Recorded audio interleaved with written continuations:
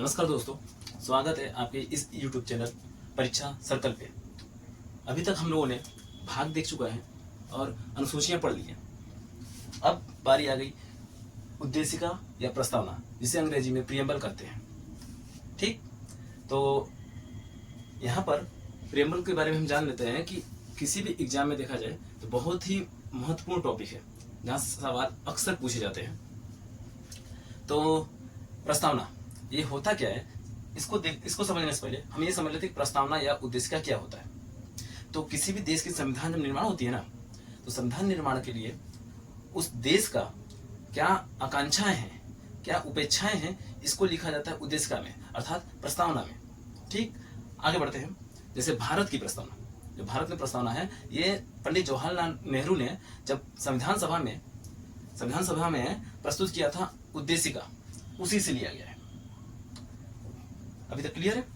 तो पंडित जवाहरलाल नेहरू ने सोचा कि किस तरह से देश का संविधान बने, उसके लिए एक प्रस्ताव प्रस्तुत किया, जिसे प्रस्तावना कहते हैं। और यह प्रस्ताव प्रस्तुत हुआ था 13 दिसंबर 1946 को। That's clear?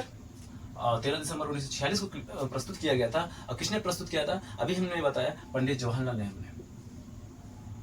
ठीक, अब इसे स्वीकार कब किया गया? तो स्वीकार किया गया था 22 जनवरी 1947 को। यहां से डायरेक्ट सवाल पूछते हैं, इसलिए इसको याद रखिएगा कि प्रस्तुत किया गया था 13 दिसंबर 1946, प्रस्तुत करता थे पंडित जवाहरलाल नेहरू, और स्वीकार किया गया 22 जनवरी 1947 को। आगे बढ़ते हैं, इसके विषय वस्तु के बारे में जान लेते हैं, क्योंकि प्रस्तावना रट के आप एग्जाम में बैठकर उसका आंसर जल्दी नहीं दे पाएंगे। इसलिए उसको इस तरह से पढ़ा जाए कि आसानी से याद भी रहे और क्वेश्चन भी सॉल्व हो जाए। ठीक, आगे बढ़ते हैं। इसमें इसके विषय वस्तु में इसका मूल तत्व है संपूर्ण प्रभुत्व संपन्न। क्या है? संपूर्ण प्रभुत्व संपन्न, समाजवादी, पंथ निरपेक्ष, लोकतांत्रिक गणराज्य। क्लियर?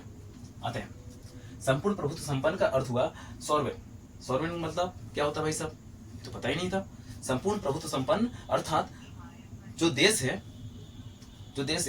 वह अपना आंतरिक एवं बाह्य निर्णय, उसके अपने देश की सीमा होती है।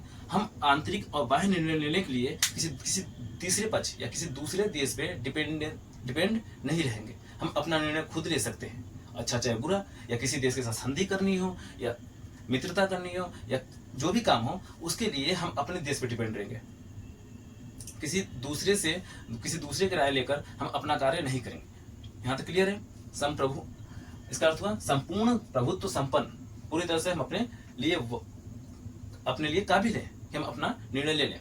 ठीक, समाजवादी, दूसरा शब्द मिलता है समाजवादी। समाजवादी क्या होता है भाई साहब?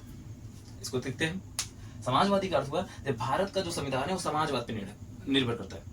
भारत का संविधान कैसा है? एक समाजवादी है, सोशलिस्ट है। इसको इंग्लिश में कहेंगे सोशलिस्ट। अर्थात जो यहाँ पर उत्पादन के जो प्रमुख साधन होते हैं ना, भारत में जो उत्पादन के प्रमुख साधन है, उस पर सरकार का नियंत्रण, उसे ही समाजवाद कहेंगे, क्योंकि उसका कुछ हाथों तक संसाधनों का केंद्रीकरण न हो, इसके लिए यहाँ पर समाजवाद अपनाया गया। और समाजवाद में भारत में कैसा समाजवाद है? मिश्रित समाजवाद। मिश्रित समाजवाद में कुछ हद तक पूंजीवाद भी है और कुछ हद तक समाजवाद है। इसको मिश्रित समाजवाद कहते हैं। ठीक, आगे बढ़ते हैं। पंथ निरपेक्ष, इसे संविधान के 42वें संविधान संशोधन 1976 द्वारा पंथ निरपेक्ष, समाजवादी और अखंडता शब्द जोड़ा गया था। ठीक, तो पंथ निरपेक्ष ये क्या होता है? अर्थात जो राज्य है, जो देश है, उसका कोई अपना राजधर्म नहीं है। अर्थात यहाँ पे जितने लोग रहेंगे वो जो धर्म मानेंगे उन सभी का समान संरक्षण करना होता है, पंथ निरपेक्ष। ठीक, आगे बढ़ते हैं। लोकतांत्रिक का शाब्दिक अर्थ हो गया लोगों का तंत्र। अब्राहम लिंकन कहते हैं जनता के लिए, जनता के द्वारा स्थापित शासन लोकतंत्र कहलाता है। क्लियर? आगे बढ़ते हैं। गणराज्य बहुत ही बढ़िया शब्द है, गणराज्य। लेकिन भारत में गणराज्य शब्द यूज किया गया, लेकिन ब्रिटेन में लोकतंत्र तो है लेकिन गणराज्य नहीं है। गणराज्य मतलब होता है कि यहाँ पर प्रत्येक नागरिक समान है और जो किसी भी पोस्ट पे जाने के लिए काबिल है। ठीक, अर्थात वहां पर जो राष्ट्रपति होते हैं वो वहां ब्रिटेन की प्रधानमंत्री होती है, जो कि वंशानुगत चले आ रहे हैं। लेकिन भारत में ऐसा नहीं है, जो व्यक्ति चुन के जाता है वो राष्ट्रपति बनता है। ठीक, आगे बढ़ते हैं। विषय वस्तु में अब देखते हैं न्याय। भारत के उद्देशिका में कितने तरह के न्याय की बात की गई है? क्वेश्चन डायरेक्ट पूछ लेगा। भाई कितनी तरह के न्याय की बात की है? 3 तरह के न्याय की बात की है, सामाजिक न्याय, आर्थिक न्याय और राजनीतिक न्याय। ठीक, आगे बढ़ते हैं। समता, इक्विलिटी, हर व्यक्ति को प्रतिष्ठा और अवसर की समानता होनी चाहिए। ये कहाँ पर लिखा गया है? हमारे प्रियम्बल में, उद्देशिका में। इसके बारे में विस्तृत चर्चाएं अलग अलग, जैसे जैसे फंडामेंटल राइट, मौलिक अधिकार हुआ, मौलिक कर्तव्य हुआ, उसमें दिया गया है, और डीपीएसपी में दिया गया। ठीक, लेकिन यहाँ पर बता दिया गया कि मेरा संविधान का निर्माण किस तरह से होगा, तो उसमें प्रतिष्ठा होनी चाहिए प्रत्येक व्यक्ति की, और प्रत्येक व्यक्ति को अवसर की समानता मिलनी चाहिए। अच्छा, इसमें स्वतंत्रता की बात की गई है। कितने प्रकार की स्वतंत्रता? तो 5 प्रकार की स्वतंत्रता। कौन कौन सी? विचार, हर व्यक्ति के अंदर कुछ न कुछ विचार आ सकते हैं, विचार आने के लिए उसमें उसको कोई रोका टोका नहीं जा सकता। ठीक, तो विचार की स्वतंत्रता, विचार आ गया, विचार आ गया तो उसके बाद क्या होगा? उसे अभिव्यक्त किया जाता है, विचार की अभिव्यक्ति की स्वतंत्रता होनी चाहिए। तो अभिव्यक्ति, प्रत्येक व्यक्ति कोई भी धर्म मान सकता है, अर्थात धर्म की स्वतंत्रता होनी चाहिए। धर्म, अब धर्म को मानने के लिए उस पर विश्वास किया जाता है, तो हम विश्वास करते हैं। ठीक है, विश्वास की स्वतंत्रता। ठीक, अब उसके उपासना की पद्धति अपना रही है, तो ठीक है, कोई दिक्कत नहीं, कोई रोक टोक नहीं है, अर्थात उसके उपासना की भी स्वतंत्रता होनी चाहिए। अब इसके नेक्स्ट स्लाइड में हम देखते हैं इसके आगे इस पे क्या क्या वाद और क्या क्या वाद रहे।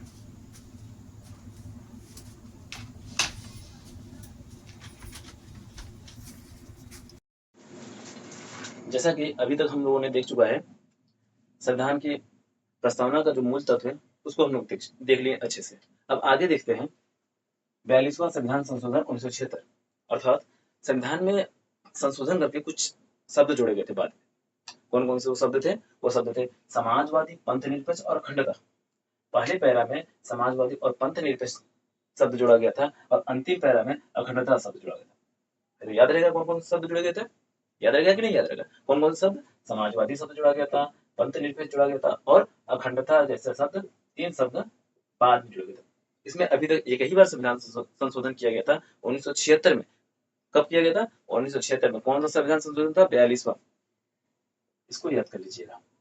कौन सा संविधान संशोधन? 42वां। 42वां संविधान संशोधन करके उसमें समाजवादी, पंथ निरपेक्ष और अखंडता शब्द बाद में जोड़े गए हैं। और देखा जाए, एक प्रश्न पूछा जाता है अक्सर, क्या उद्देशिका संविधान का अंग है?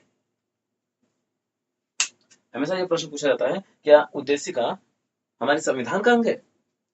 तो इसके लिए हम वाद लेते हैं अथवा केस देते हैं। एक केस था 1960 में आया था, इन री बेरुवारी केस। इन री बेरुवारी केस में सुप्रीम कोर्ट ने यह कहा कि उद्देशिका संविधान का अंग नहीं है। उद्देशिका संविधान का अंग नहीं है, वो मार्गदर्शन के लिए तो है कि संविधान कैसा हो, लेकिन यह संविधान का अंग नहीं है। इसके होने या ना होने से संविधान पे कोई फर्क नहीं पड़ता। ठीक ना? तो इंडी वेलुवारी केस में बताया गया, जो 1960 में आया था, अर्थात इसमें कुछ जमीन जो भारत की थी वो पाकिस्तान को देना था। जो भारत की जमीन थी बेरुबारी नामक स्थान पर, वो पाकिस्तान को देना था। इसलिए इस केस में एक प्रश्न उठा, क्या उद्देशिका संविधान का अंग है? तो इसमें बताया गया कि संविधान का अंग नहीं है, अतः संविधान संशोधन करके ये जमीन पाकिस्तान को दे दिया गया। लेकिन एक अगला केस आता है, केशवानंद भारती बनाम केरल राज्य। बहुत ही महत्वपूर्ण केस है, 1973 में आया था। कौन सा? केशवानंद भारती बनाम केरल राज्य, जिसमें 6-5 से निर्णय दिया गया। उसमें बताया गया कि उद्देशिका भी संविधान का एक अभिन्न अंग है।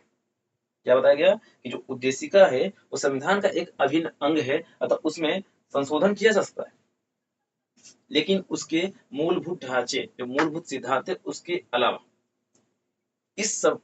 इस केस से मूलभूत ढांचे का सिद्धांत निकल के आया। अतः क्वेश्चन ये भी पूछ सकता है कि कौन से केस से संविधान के उद्देशिका में मूलभूत ढांचे का सिद्धांत दिया गया? तो वो दिया गया था केशवानंद भारती बनाम केरल राज्य। बहुत बढ़िया केस है, इसको डिटेल में अभी आगे पढ़ा जाएगा। ठीक, अब देखते हैं उद्देशिका को किसने क्या क्या कहा। जैसे संविधान की आत्मा, यह एक केस था गोरखनाथ बनाम पंजाब राज्य नामक केस, जिसमें सुप्रीम कोर्ट के मुख्य न्यायाधीश थे हिदायतुल्लाह, न्यायमूर्ति हिदायतुल्लाह थे। उन्होंने कहा कि संविधान की आत्मा उद्देशिका को, अर्थात संविधान की आत्मा क्या है? उद्देशिका। लेकिन यदि भीमराव अम्बेडकर के अकॉर्डिंग देखा जाए, तो भीमराव अम्बेडकर ने आर्टिकल 32, जो अनुच्छेद 32 है, कौन सा? अनुच्छेद 32, संवैधानिक उपचारों का अधिकार, इसे ही संविधान की आत्मा का है, संवैधानिक उपचारों का अधिकार। डॉक्टर भीमराव अम्बेडकर के अनुसार यदि सवाल सिर्फ ये पूछता है कि संविधान में आत्मा किसे संविधान की आत्मा किसे कहते हैं, तो किसे कहते हैं, उद्देशिका कहा जाता है, अर्थात प्रस्तावना कहा जाता है। ठीक, राजनीति जनपत्री किसने कहा, तो राजनीति जनपत्री के.एम. मुंशी ने कहा था। सबसे बढ़िया इनका अच्छा लगता है सुभाष कश्यप का। सुभाष कश्यप ने क्या कहा था, भाई संविधान शरीर है तो उद्देश्य का उसकी आत्मा है। यदि संविधान शरीर है तो संविधान शरीर कब काम करेगा, जब आत्मा रहेगा। संविधान शरीर है तो उद्देश्य का उसकी आत्मा है। यदि उद्देश्य का आधारशिला, मतलब जो नींव होती है ना जमीन की, वो यदि उद्देश्य का आधारशिला है तो संविधान उस पर खड़ी हुई जो मीनार है, बिल्डिंग है, अट्टालिका है। ये किसने कहा था, सुभाष कश्यप ने। आगे इसके स्लाइड में देखते हैं।